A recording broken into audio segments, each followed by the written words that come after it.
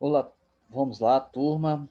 Então, hoje a gente vai dar essa pincelada rápida, né, sobre a ética, né, dentro do contexto da Grécia Antiga. Tá bom? E a gente vai visualizando essas situações dentro de uma análise da Grécia Antiga, tá bom? Ah, lembrando que a ética, ela parte de um princípio de uma reflexão grega, de filosofia, né?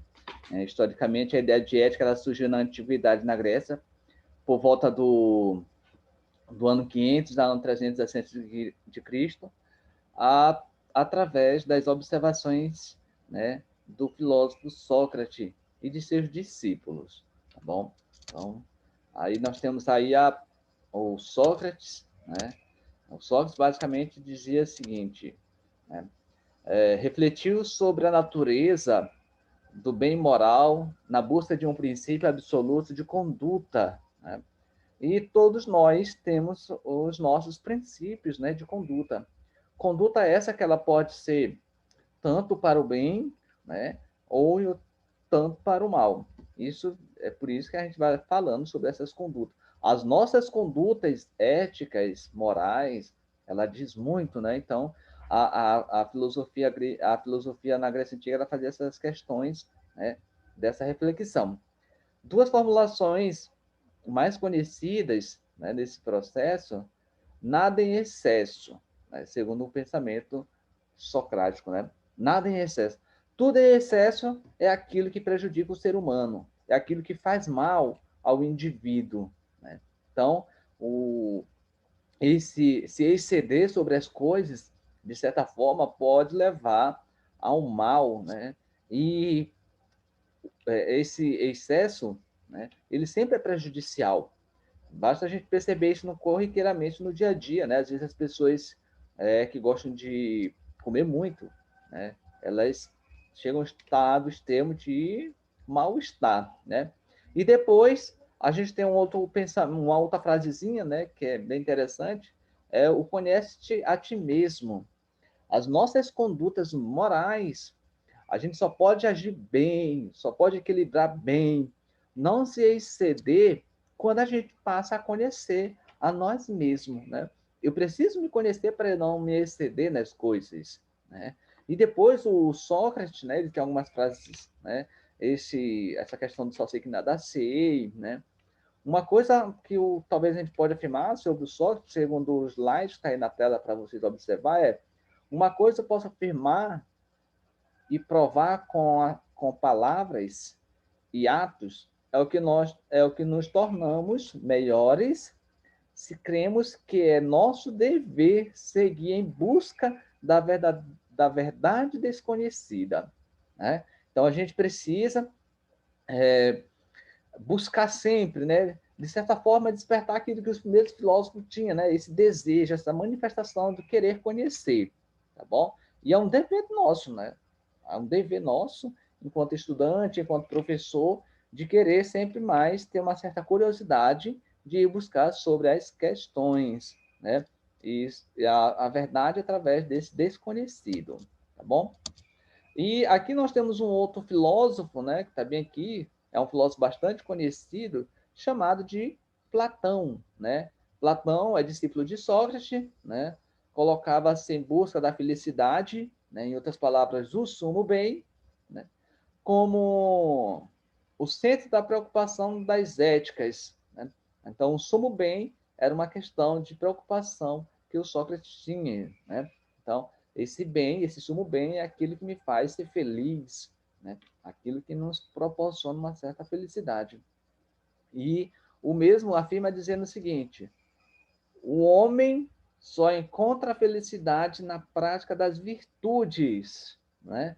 As virtudes, né, de nós seres humanos, é aquilo que tem de bom de cada um de nós, né? Um homem virtuoso é um homem prudente, é um homem que não se excede, é um homem que consegue manter, de certa forma, o equilíbrio racional e não age pelo impulso. Isso é um homem virtuoso, né? E o ideal buscando pelo homem virtuoso é a imitação de Deus, aderir ao divino, né? Então, esse ideal do homem virtuoso, ele está ligado extremamente à questão dos deuses, né? Aqui a gente usou o termo maiúsculo, né? Porque se nós somos cristãos, então o nosso modelo de virtude, ela está ligada a Deus, né? Um homem virtuoso, um homem prudente, ele está sempre voltado, né, esse pensamento para a questão religiosa, independente das religiões. De um modo geral, a religião ela prega, né, ela prega de forma esse ideal do homem, né, que tem como princípio, que tem como modelo Deus, né? Deus é o princípio e o fim de todas as coisas, né? Então, logo é um homem virtuoso. Deus aderia ao divino. Bom, segundo Platão, essa questão das virtudes está ligada bem aqui, ó, bem aqui. Virtude, o que, que é? A justiça ordena e harmoniza, a prudência ou a sabedoria põe a ordem em nossos pensamentos, né? A fortaleza ou valor faz com que o prazer se suborne ao dever, né? A temperança, a serenidade, autodomínio, autocontrole de si próprio. Então, essas são as virtudes, né? Que está ligado ao sumo bem. Então, um homem que está voltado para a ética, a questão da moral, ele é um homem virtuoso, né?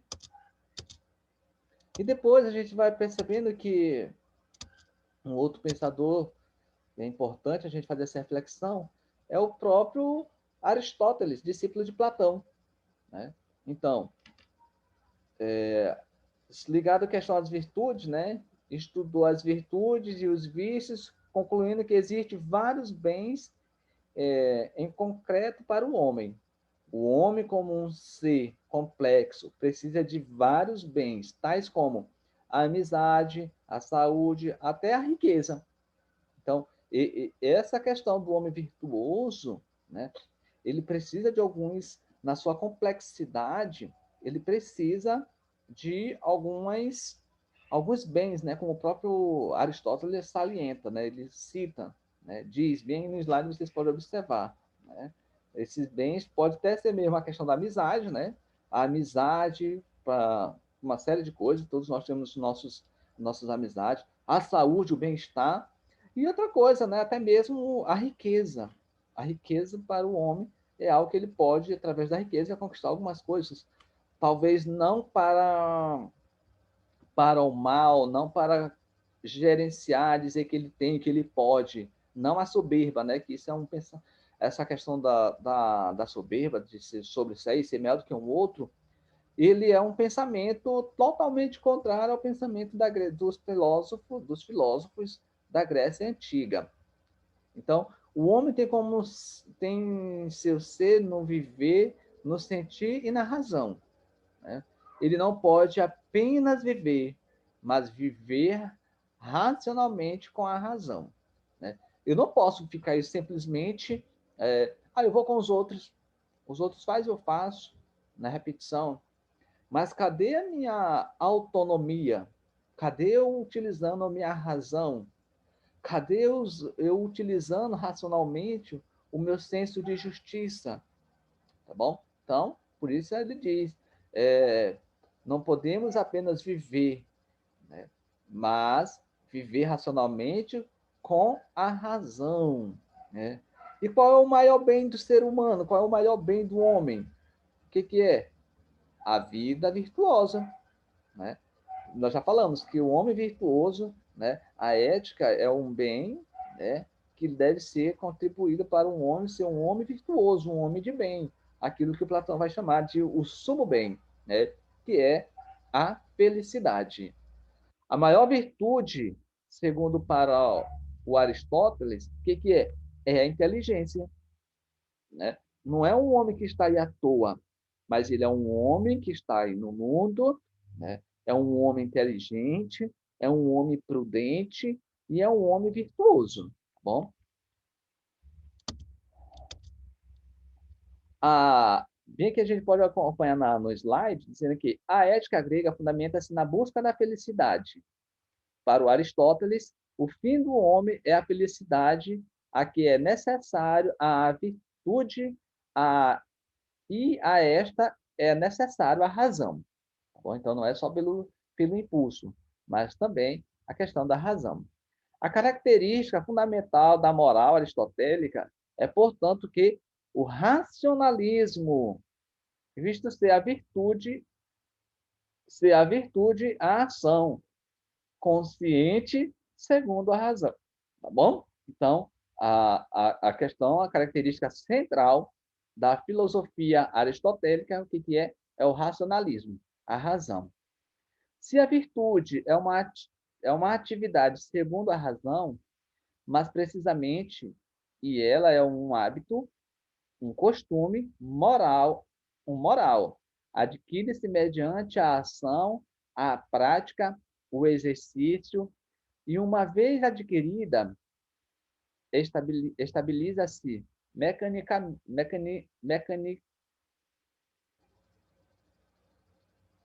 mecaniza-se, tornando-se quase uma segunda natureza, e logo torna-se de fácil execução como o vício. Então, assim como nós temos os nossos hábitos, os nossos costumes, né? Assim, quando a gente passar a ter essas questões dos hábitos, né? Os nossos costumes, né? Essa questão da moral, visto que é algo que vai se adquirindo ao longo do nosso processo de desenvolvimento enquanto ser e indivíduo constituído de razão, a gente precisa, né, exercer, né, a praticar, a ter ação, né? E isso, com o tempo, né, a gente vai se concretizando. A gente vai ver que não precisa eu todo tempo estar me policiando, né? Afinal de contas, eu sou um homem virtuoso e eu preciso de exercitar. Assim como lá no final do parágrafo diz, né? Os vícios, né? Os vícios é o que é? Os vícios é uma constante repetição dos atos, né? Dessa ação. Essa ação, ela vai me provocando o quê? Algo que eu vou adquirindo com a prática, né? Então, assim como a moral, a ética, ela precisa ser exercida. E exercida de forma, segundo Aristóteles, de forma racional. Tá bom? Já passando dessa questão da ética na Idade Média, tá bom? Esse pulo que nós vamos soltar da ética grega, que nós temos uma ética que ela é baseada, né, na razão, na busca da felicidade, né, o sumo bem. Aqui, já dentro do contexto da ética, na Idade Média, o que nós vamos ter? Nós vamos ter uma figura aqui centralizadora, né? Uma figura que vai dizer o que é ser ético, o que é a ética. Então, na Idade Média, o pensamento ético passou a ser ligado à religião.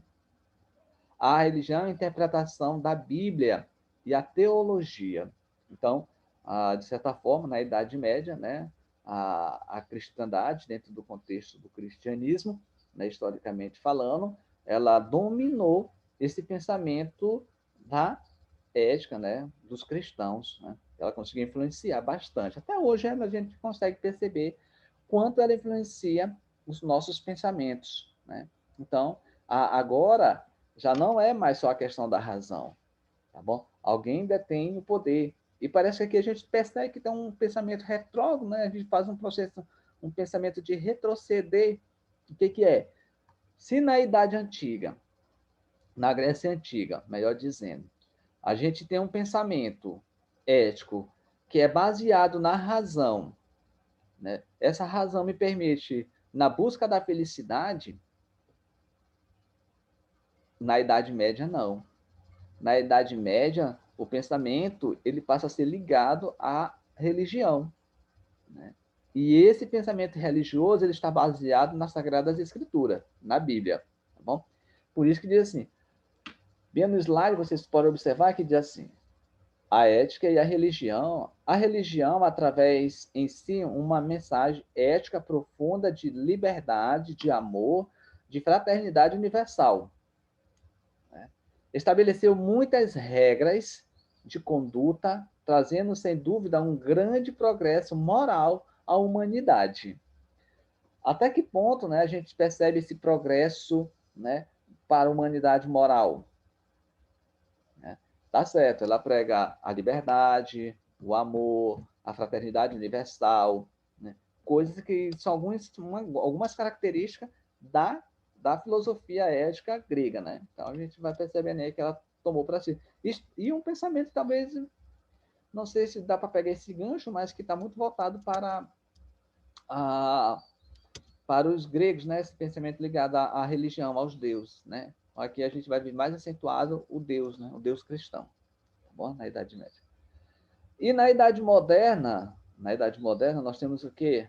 A modernidade, né? Encontramos duas tendências: a busca de uma ética racional pura, subjetividade humana, e uma tentativa de unir a ética religiosa às reflexões filosóficas.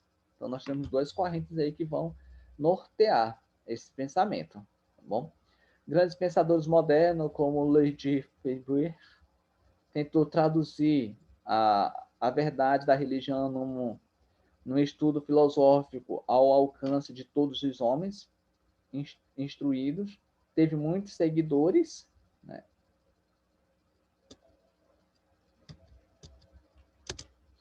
Depois nós temos o pensador, aí, o Karl Marx, desenvolveu uma nova visão de mundo e da história na história humana, que veio substituir a religião, a moral revolucionária. A moral revolucionária foi muito influenciada pela tradição ética cristã, tá bom? E o pensamento marxismo é uma grande tradição de preocupações éticas, onde precisam os elementos do cristianismo. Então, o Karl Marx ele pegou esses elementos da tradição religiosa da Idade Média também, do cristianismo, e fundamentou seus conceitos de ética, tá bom? Por isso mesmo afirma: os filósofos limitaram-se até agora a interpretar o mundo de diferentes modos, do que se trata, do que se transforma, do que se trata e se transformar, tá bom? Então, esse pensamento ele vai tratando, fazendo uma, de certa forma, uma crítica, né, ao pensamento dos gregos antigos. Tá bom? Talvez um dos grandes pensamentos para a filosofia dentro desse contexto, né, da modernidade é o pensamento kantiano, né, o pensamento de Immanuel Kant. Temos a ideia de Immanuel Kant através de teorias de concepção racionalista, né? Ele mesmo diz: é da natureza humana que extraímos as formas corretas da ação moral.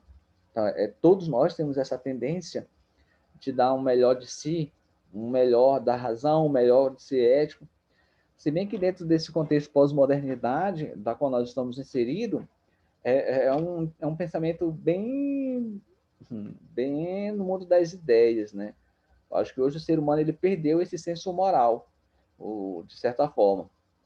Ele é incapaz, não estou falando isso de forma bem genérica, porque às vezes a gente tem algumas atitudes de algumas pessoas que a gente vê que ela não condiz com os conceitos, né? As pessoas pregam uma coisa e vivenciam outras, tá bom? Então, esse é um dos pensamentos, tá bom? Aí nós temos aí algumas frases, né, algumas frases para a gente ir finalizando esse nosso momento, que diz mais ou menos assim: afinal, quais são algumas perguntas, né? Mas, afinal, quais os critérios da moralidade? Quais, então, os ideais éticos? Então, nós temos aí alguns pensamentos, né? A questão da liberdade traz a questão da moral, né? A liberdade traz a questão da liberdade. Ela pode ser apenas extraída e não apenas interior, mas isso vai dizer também, né? Dizendo mais ou menos assim: a liberdade para decidir entre o bem e o mal. A liberdade para decidir sobre o certo e o errado. Então, a moral ela vai te dar essa questão da liberdade, né? Você vai decidir o que é bom. O que é bom para si, o que é bom para a humanidade e o que é bom, de certa forma, para um todo, tá bom? Então, valeu, turma. Qualquer coisa, estamos por aqui, tá bom? Qualquer dúvida, eu vou lançar mais perguntas lá no Google Forms direitinho, tá bom?